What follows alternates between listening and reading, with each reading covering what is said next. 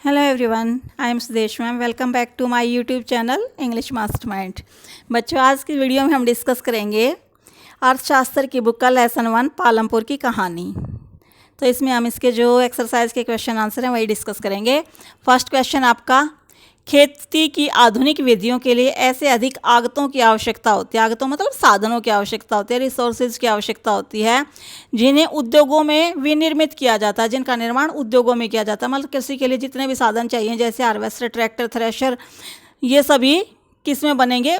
Industries में ही बनेंगे। क्या आप इस कथन से एग्री करते हैं? आंसर है हाँ, मैं इस कथन से पूरी तरह सहमत हूँ कि खेती की आधुनिक विधियों के लिए ऐसे अधिक साधनों की आवश्यकता होती है, जिन्हें उद्योगों में ही विनिर्मित किया जाता है, बनाया जाता है।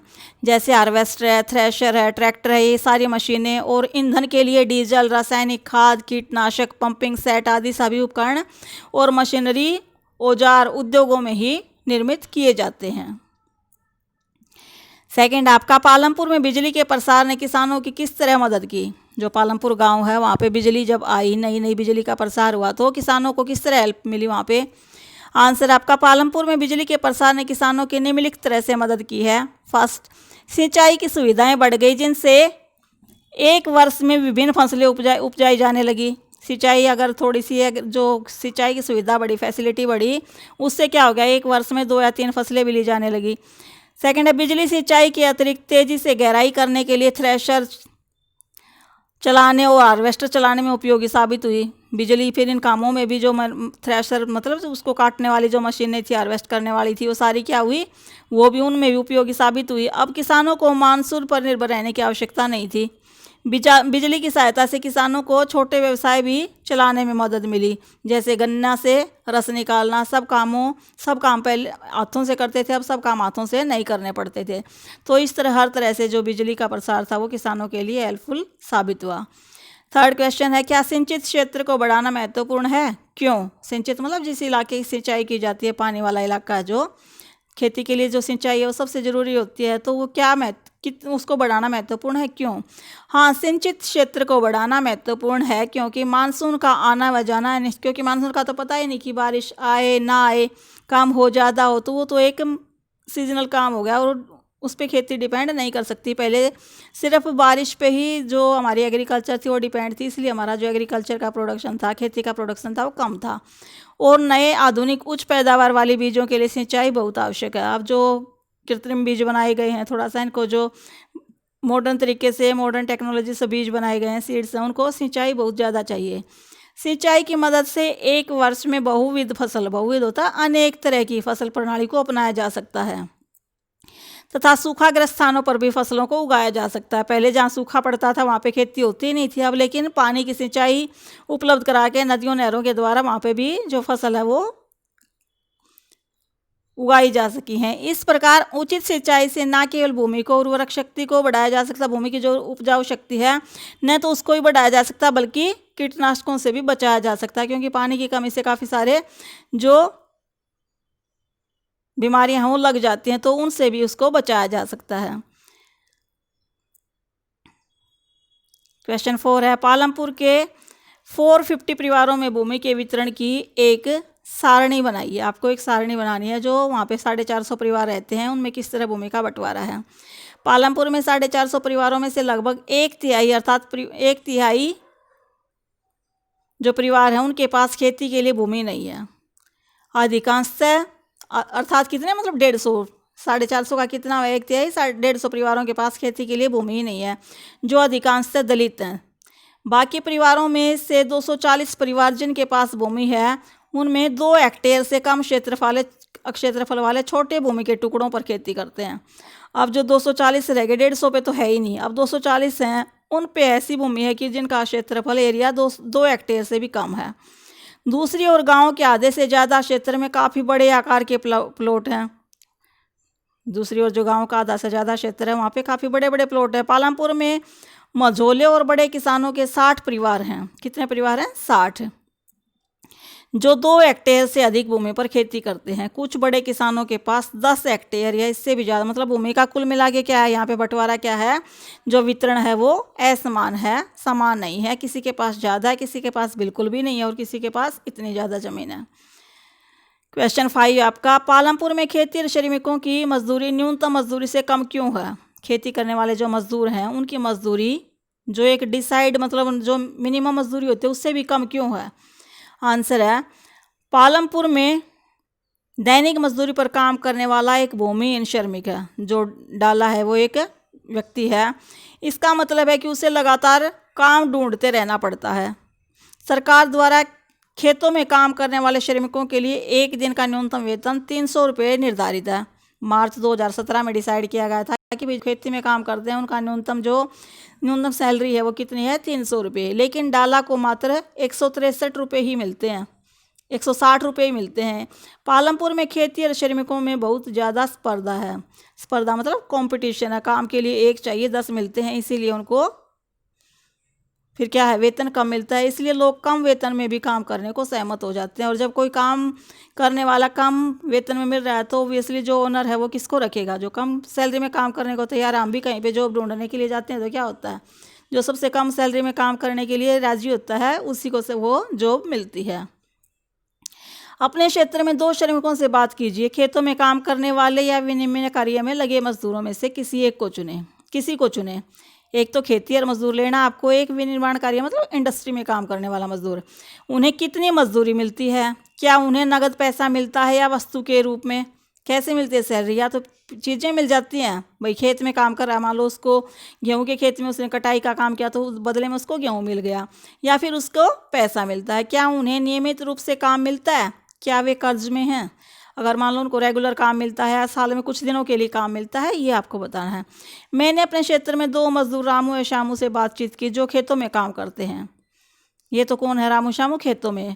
उन्हें 70 रुपये प्रतिदिन के हिसाब से मजदूरी मिलती है। कभी कभी उन्हें मजदूरी के बदले चावल व गेहूँ भी मिल जाते हैं तथा यदा कदा काम करने वाले खाना भी परोस देते हैं करवाने वाले। उन्हें लगातार काम नहीं मिलता खेती के काम में, क्योंकि खेती सीजनल है तो काम भी सीजनली होगा। काम फसलों के समय ही मिलता है। वर्ष में 6-7 महीने काम मिलता है जिससे परिवार का भरण पोषण नहीं होता। इसलिए उन्हें ऋण भी ले रखे थे जिसके कारण वे गरीबी में जकड़े हुए। जो विनिर्माण उसमें इंडस्ट्रियल में लगे हुए हैं, इंडस्ट्रीज में, उद्योगों में, उन्हें क्या होता है, उन्हें पूरा साल काम मिलता है, क्योंकि उद्योग तो पूरा दिन चलते हैं, पूरा साल चलते हैं, तो उन्हें हो सकता है कि पूरा साल काम मिले, तो उनकी हालत थोड़ी सी खेती वाले मजदूरों से अच्छी होती है। क्वेश्चन 7 आपका, 1 हेक्टेयर भूमि के मालिक किसान के कार्य का ब्यौरा दीजिए। मान लो किसी किसान के पास 1 ही हेक्टेयर भूमि है और उसके ऊपर उसे खेती करनी है तो कैसे काम करेगा? 1 हेक्टेयर भूमि वाला मालिक छोटे किसान की श्रेणी में आता है। सबसे छोटे जो किसान होते हैं उस कैटेगरी में आता है। वह भूमि पर खेती के परंपरागत तरीकों का उपयोग करेगा, क्योंकि उसके पास इतनी इनकम ही नहीं होगी कि वो जो मॉडर्न तरीके हैं, साधन हैं, उनको खरीद सके, और अपनी भूमि की जुताई हल की सहायता से करता है।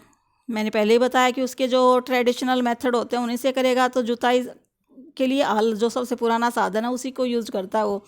उसके बाद बीज रोपाई करता है। यह सारा कार्य वह खुद या उसके परिवार के सदस्य मिलकर करते हैं। वह समय समय पर फसलों की सिंचाई करता है और जब फसल पककर तैयार हो जाती है तब परिवार के सदस्य मिलकर ही उसे काटते हैं। मतलब वो खुद और उसके जो फैमिली मेम्बर हैं वही उसका काम कर लेते हैं, बाकी मजदूरों की उसको ज़रूरत नहीं होती। मजदूरों की ज़रूरत किसको होती है? जिसकी ज़मीन ज़्यादा है और काम करने वाले जिसके पास कम है, तो वो फिर थोड़ा सा मझोले किसान बन जाता है। और जो बिल्कुल ही न्यू मॉडर्न टेक्नोलॉजी का यूज़ करते हैं वो बड़े किसान बन जाते हैं। मझोले और बड़े किसान कृषि के लिए कैसे पूंजी प्राप्त करते हैं? वे छोटे किसानों से कैसे भिन्न हैं? तो जो अधिक संख्या छोटे किसानों को पूंजी की व्यवस्था करने के लिए पैसा उधार लेना पड़ता है। जो अधिकतर जो छोटे किसान हैं उन्हें खेती के लिए मैनेजमेंट, कभी बीज बोने के लिए, कभी फिर कुछ लाना, मान लो बैल भी खरीदना, तो उन्हें पैसे उधार लेने पड़ते हैं। किससे लेंगे? वो बड़े किसानों से। वे बड़े किसानों से, गांव के साहूकारों से खेती के लिए विभिन्न आगतों की पूर्ति, आगतों मतलब साधनों की पूर्ति करने वाले व्यापारियों से कर्ज लेते हैं। फिर वो व्यापारियों से लेंगे या बड़े किसानों से लेंगे, साहूकारों से कैसे भी लें, कर्ज लेते हैं और महंगी ब्याज की दरों पर मिलता है उन्हें। कर्ज चुकाने के लिए उन्हें बहुत कष्ट सहने पड़ते हैं, क्योंकि फिर वो ज़्यादातर जो उनकी हुई प्रोडक्शन का हिस्सा होता है वो कर्ज चुकाने में ही चला जाता है, इसलिए वो आगे भी फिर वो गरीब ही रहते हैं। छोटे किसानों के विपरीत जो मझोले और बड़े किसान हैं, खेती से बचत होती है। मान लो उनको यूज किया सिर्फ 1 खेत की खेती और 10 खेत उनके पास अगर बच जाते हैं तो उनको बेचकर वो पैसा कमाते हैं और उस पैसे को ब्याज पर देकर और पैसा कमाते हैं। इस तरह वे आवश्यक पूंजी की व्यवस्था कर लेते हैं। इस तरह नई नई जो मॉडर्न टेक्नोलॉजी है, ट्रैक्टर, थ्रेशर, हार्वेस्टर, सब वो यूज कर पाते हैं। क्वेश्चन 9 आपका, सविता को किन शर्तों पर तेजपाल सिंह से ऋण मिला? ये एक कैरेक्टर दिखा रखा है इसमें, सविता भाई उसको एक गरीब किसान की सिंबॉलिक है, उसको कैसे ऋण मिला? क्या बीज की कम दर पर बैंक से कर्ज मिलने पर सविता की स्थिति अलग होती? सविता एक लघु कृषक है, वह अपनी 1 हेक्टेयर जमीन पर गेहूं पैदा करने की योजना बनाती है। बीज और कीटनाशकों के अतिरिक्त उसे पानी खरीदने और खेती के औजारों की मुरम्मत कराने के लिए भी नगद पैसों की जरूरत है। उसका अनुमान है कि कार्यशील पूंजी के रूप में ही उसे 3,000 रुपये चाहिए। कार्यशील होता है वर्किंग कैपिटल, मतलब अलग अलग चीज़ें लाने, कभी कुछ लाना पड़ता कभी कुछ, तो उसके लिए वर्किंग कैपिटल 3,000 रुपये चाहिए। उसके पास पैसा नहीं है, इसलिए वह एक बड़े किसान तेजपाल सिंह से कर्ज लेने का निर्णय लेती है। तेजपाल सिंह सविता को 24% की दर पर 4 महीने के लिए कर्ज देने को तैयार हो जाता है, जो ब्याज की एक बहुत ऊंची दर है। सविता को भी वचन देना पड़ता है कि वह कटाई के मौसम में उसके खेतों में एक श्रमिक के रूप में 100 रुपये प्रतिदिन पर काम करेगी। आप भी ये कह सकते हैं कि मजदूरी बहुत कम है। हाँ, बैंक से कम ब्याज मिलने पर कुछ पैसे भी बचा पाएगी और तेजपाल के शोषण का भी शिकार नहीं होगी। अगर उसे ये काम बैंक कर दे, उसको जो 3,000 रुपये की मदद अगर वो बैंक से मिल जाती है तो एक तो उसको ब्याज कम देना पड़ेगा, ऊपर से वो कम मजदूरी पे काम करने के लिए नहीं बाध्य होगी, वो किसी और के खेत में काम करेगी तो उसको ज़्यादा पैसा मिलेगा, तो दोनों तरह से उसके लिए बेनिफिशियल होगा वो। नेक्स्ट क्वेश्चन आपका, आपके क्षेत्र के कुछ पुराने निवासियों से बात कीजिए और पिछले 30 वर्षों में सिंचाई और उत्पादन के तरीकों में हुए परिवर्तनों पर एक संक्षिप्त रिपोर्ट लिखिए। आंसर आपका, अपने क्षेत्र के कुछ पुराने निवासियों से बातचीत करने पर मुझे पता चला कि पिछले 30 वर्षों में सिंचाई व उत्पादन की विधियों में आधारभूत मतलब बिल्कुल मौलिक परिवर्तन हुए हैं। पहले सिंचाई के लिए मुख्यतः वर्षा जो बारिश थी उस पर निर्भर रहना पड़ता था। जिस साल वर्षा अधिक होती फसल की जो पैदावार थी वो ज़्यादा होती थी, अन्यथा नहीं, मतलब सब बारिश पर डिपेंड करता था। परंतु अब सिंचाई के विभिन्न साधन विकसित हो चुके हैं, यहाँ ट्यूबवेल का प्रयोग हो रहा है। सरकार ने बड़े बड़े बांध बनाकर नहरों द्वारा सिंचाई की सुविधाएं भी प्रदान की हैं। और क्या हुआ है, उत्पादन की विधियां भी पहले पुरानी थी जिसमें हल द्वारा खेती होती थी। अब एक किसान सारा दिन हल चलाएगा, कितने खेतों में खेती कर पाएगा। बीज पुराने थे क्योंकि वो घर के जो पुरानी फसल होती है उसके बीज रख लिए जाते थे, उसमें कुछ खराब हो जाते थे, कुछ बीज उगते थे कुछ नहीं उगते थे, तथा गोबर की खाद इस्तेमाल होती थी जिससे उत्पादकता भरण पोषण तक ही सीमित थी, इसलिए इतना ही प्रोडक्शन होता था जिससे फैमिली का भरण पोषण हो सके। तथा कई बार उत्पादन भरण पोषण के लिए भी पूरा नहीं होता था। मान लो बारिश नहीं हुई, अकाल पड़ गया, कुछ और मान लो कैलेमिटी आ गई, तो उसके कारण क्या होता था, उसके कारण इतना भी प्रोडक्शन नहीं होता था कि फैमिली की रिक्वायरमेंट्स भी पूरी हो पाएँ। परंतु पिछले 30 वर्षों से उत्पादन की आधुनिक विधियां प्रयोग हो रही हैं। ट्रैक्टरों, मशीनों, अच्छे बीज, रासायनिक खाद तथा दवाइयों का प्रयोग होने से उत्पादन में कई गुना वृद्धि हुई है और जो उत्पादन अधिक होने पर उसे बाजार में बेचकर किसानों की जो बचतें हैं वो बढ़ी हैं, जिससे उनकी आर्थिक स्थिति में काफ़ी सुधार हुआ है। नेक्स्ट आपका, आपके क्षेत्र में कौन से गैर कृषि उत्पादन कार्य हो रहे हैं, इनकी एक संक्षिप्त सूची बनाइए। कृषि मतलब जो खेती बाड़ी, उसके अलावा दर्जी है, मुर्गी पालन है, दर्जी मतलब सिलाई करने वाले, गन्ने के रस से गुड़ बनाना, दुकानदारी आदि गैर कृषि उत्पादन कार्य हो रहे हैं। नेक्स्ट है, गाँव में और अधिक गैर कृषि कार्य प्रारंभ करने के लिए क्या किया जा सकता है। सिर्फ एग्रीकल्चर पर डिपेंड रहेंगे तो ऑब्वियसली सभी गरीब रहेंगे, तो गैर कृषि कार्य जो छोटे छोटे अनेक कार्य कृषि से रिलेटेड हैं वो क्या क्या और किए जा सकते हैं। बिजली सुविधा को सुधारा जा सकता है एक तो, ताकि छोटे उद्योगों को भी उत्साहित किया जा सके, वह कम समय में अधिक काम कर सकें। इससे क्या होगा, छोटे छोटे अगर उद्योग खुलेंगे ज़्यादा लोगों को काम मिलेगा और उनको वेतन बढ़ेगा, उनकी जो रोज़ की लाइफ है, डेली लाइफ स्टैंडर्ड है वो थोड़ा सा ऊपर आएगा, उनका थोड़ा सा हाई होगा। अधिक से अधिक गांव को शहरों से जोड़ा जाए ताकि गांव में गैर कृषि कार्य को बढ़ाया जा सके। गांव को शहरों से जोड़ देना चाहिए। एक तो गांव के लोग फिर शहरों में जाके काम ढूंढ सकेंगे जो गरीब है, जिनके पास खेती की ज़मीन नहीं है। दूसरा क्या होगा, तो उन्हें आने जाने में सुविधा रहेगी और जो गैर कृषि कार्य हैं शहरों की देखा रेखी वो गाँव में भी बढ़ेंगे। गांव में और अधिक गैर कृषि कार्य को बढ़ावा देने के लिए बाजारों का होना अनिवार्य है, जहां उत्पादित माल खरीदा बेचा जा सके। सबसे बड़ी बात क्या है, वहाँ पे बाजार हो, जैसे शहर में मार्केट होती है, माल खरीद भी देते हैं, रॉ मटेरियल मिल भी जाता है और हम तैयार माल बेच भी देते हैं, सेल भी कर देते हैं। ऐसे गाँव में भी होना चाहिए। ज़्यादा से ज़्यादा उद्योगों को शहरों के बजाय गाँव में, जो जितने भी उद्योग हैं उनको शहरों के बजाय गाँव में लगाकर भी गैर कृषि कार्यों को बढ़ावा दिया जा सकता है। सारे जितनी बड़ी बड़ी इंडस्ट्रीज हैं इनको अगर गाँव में लगा दिया जाए तो वहाँ की जो मोस्टली जो बेरोजगार लोग हैं उनको एक तो काम मिलेगा, ऊपर से उनकी इनकम भी बढ़ेगी और फिर उनका जो लाइफ स्टैंडर्ड है वो इम्प्रूव होएगा।